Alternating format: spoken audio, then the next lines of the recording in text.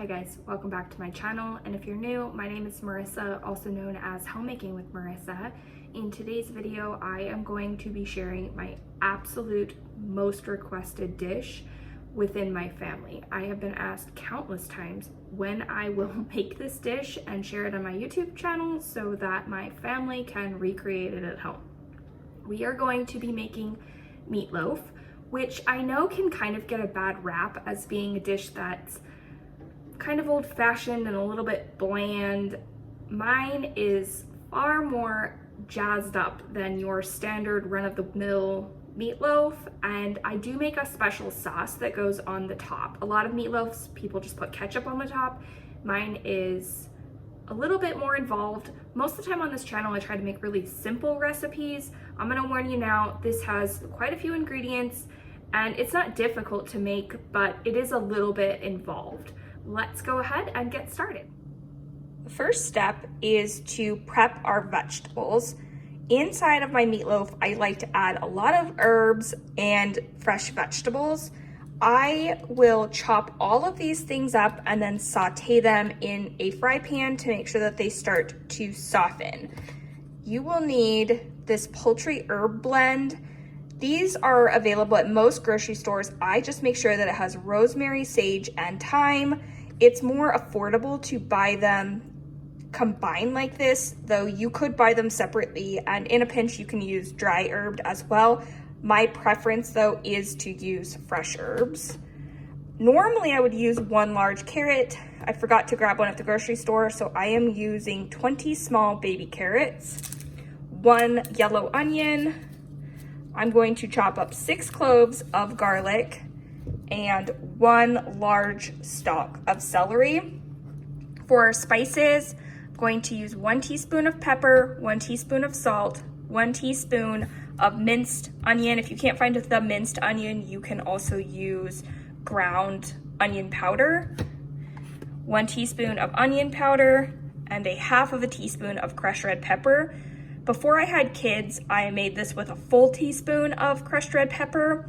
However, my kids do not like it that spicy, so I have cut back on the heat inside of this dish. I also am going to use some extra virgin olive oil to saute all of our herbs and vegetables together. I will use 1.5 tablespoons of olive oil. And all of the specific ingredients will be linked in the description box down below.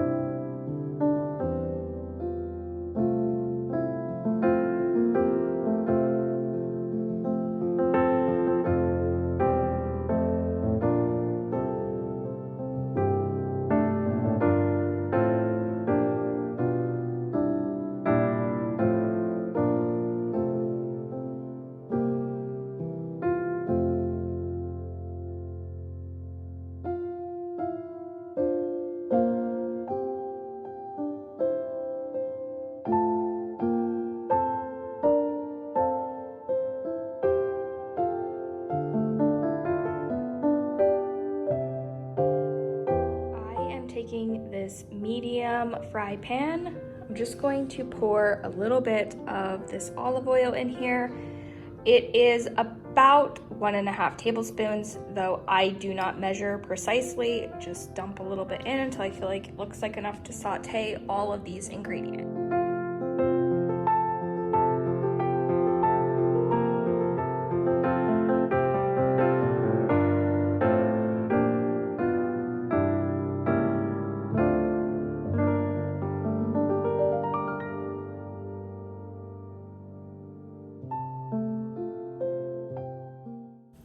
I let these soften for about 5 minutes, stirring consistently to make sure that the garlic and the onion don't burn on the bottom of the pan.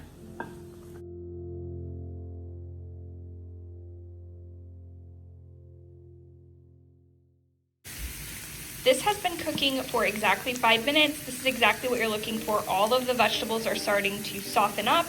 I am going to add in all of our herbs and saute for an additional 5 minutes.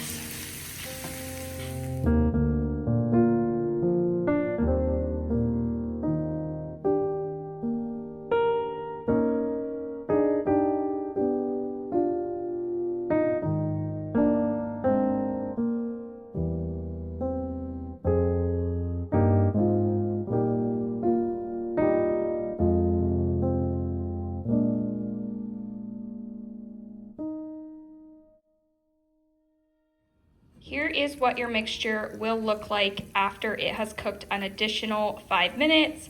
You can see all of the vegetables have softened up and the herbs are well mixed in. I'm going to remove this from the heat and allow it to cool down. This typically takes about 20 minutes. I don't even bother dirtying another dish. I just leave it inside of this fry pan. Just remove it from the heat and let it cool down. You don't want to stick your vegetables in when they're still piping hot like this into your meatloaf mixture. Now that our vegetables have cooled down, I am going to make the base of this meatloaf. I use a combination of meats. I'm using 1 pound of ground pork sausage and 1 pound of ground sirloin. I get these from my local butcher shop. You just want to make sure that it's a high quality of beef. My preference is sirloin. And I think that the combination of using beef and pork gives it the best flavor. I will add an additional teaspoon of garlic powder, an additional teaspoon of minced onion, 1 teaspoon salt, 1 teaspoon of pepper, all of our vegetables, 2 eggs, a half of a cup of freshly grated Parmesan, and 1 cup of Italian breadcrumbs.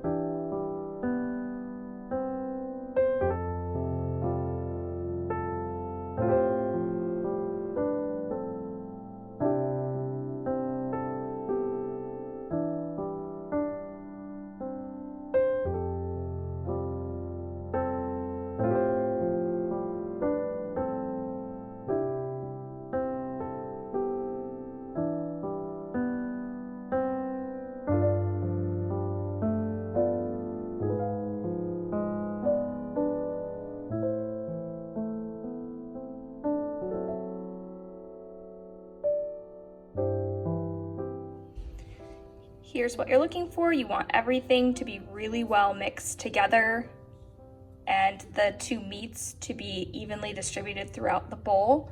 Now I'm going to transfer them to a meatloaf pan. You can either use a glass or a metal meatloaf pan. These are 9 by 5 inches. I don't bother greasing them. There's going to be plenty of oil from the meat as it cooks that you don't have to worry about anything sticking. Here is what the meatloaf will look like once we've transferred it to our pan.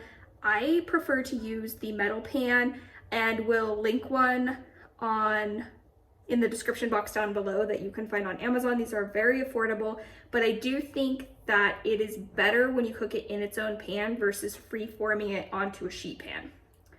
I make sure that it doesn't come up over the side of the pan at all. There's about maybe a half of an inch between the top of the pan and where the meat mixture ends. Now I'm gonna go ahead and show you how I make the sauce. In my opinion, this is the secret to the absolute best homemade meatloaf, is the sauce that I put on the top. I also have my oven preheating to 375 degrees. For the sauce, you will need 2 cans of diced tomatoes. Unfortunately, normally I would use stewed tomatoes, but I don't have any, so we will be making it today with diced tomatoes, which is fine. It will still turn out. It's just a little bit better. It aesthetically looks better if you use stewed tomatoes, but today we're gonna use 2 cans of diced tomatoes. I like to get them in tomato juice. 1 tablespoon of stone ground mustard, 1 teaspoon of our minced onion, 1/3 cup of Worcestershire sauce, 1 tablespoon of Dijon mustard, 1/3 cup of ketchup. I like the Portland brand ketchup, but any ketchup will do. 2/3 cup of brown sugar. And then for seasonings, we will also add 1 teaspoon of garlic powder, 1/2 teaspoon of crushed red pepper, 1 teaspoon of salt, and 1 teaspoon of pepper. I am going to stick everything into a sauce pot, except for these tomatoes. I'm just going to drain the juice into our sauce pot. I'm going to reserve the pieces of tomato to stick directly on the top of the meatloaf.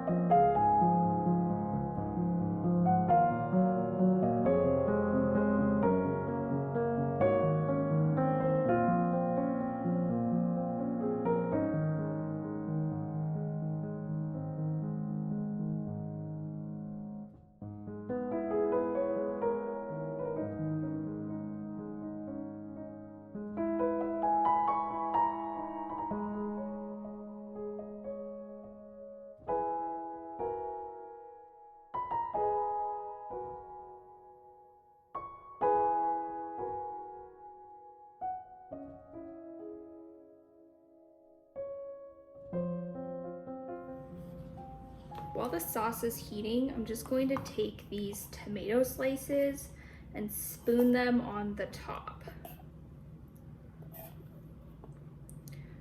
I might not need both of these containers since these are diced.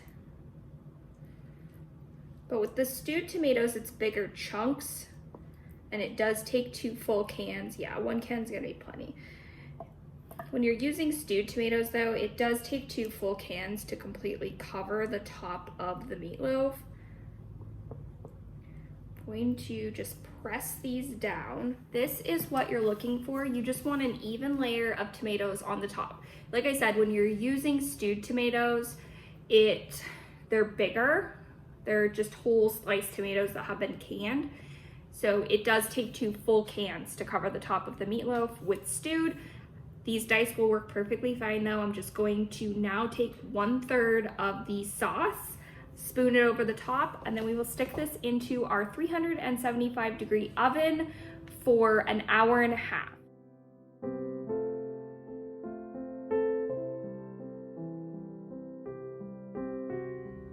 Here's what it looks like once your sauce has gone on. Now, because this is so full, I always stick mine onto a baking sheet to make sure that if this bubbles over at all, it doesn't make a huge mess in the bottom of my stove. You are going to have quite a bit of sauce left over. I use this as a gravy to top the meatloaf once it comes out of the oven, as well as our mashed potatoes. While our meatloaf is baking, I am going to fry up this bacon. This is just a 12-ounce package of uncured hardwood bacon. Typically, I use about 6 to 8 thick slices of bacon, and I will also grate up some additional Parmesan cheese. Once the meatloaf has cooked for the full hour and a half, I'm going to crumble some of this cooked bacon over the top and some of the grated cheese. I also take the rest of this and I will serve it with our gravy on the side if people would like to top their meatloaf with additional bacon and Parmesan and or gravy.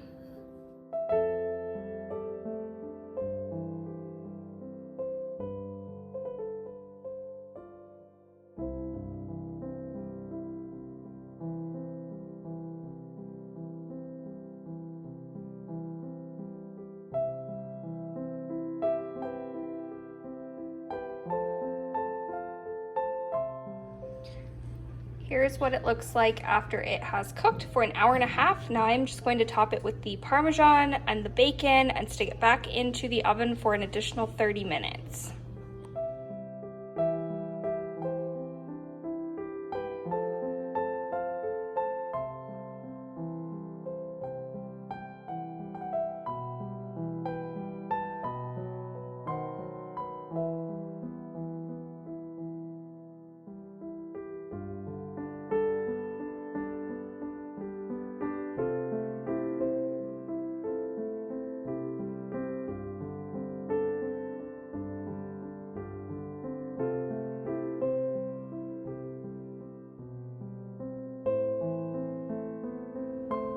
I want to thank you all for taking the time to watch today. If you're new to my channel and haven't done so already, you can subscribe by clicking on my face here. I will have an entire list of what's for dinner playlists here, as well as an additional video for you here. I hope you're all staying happy and healthy. Bye.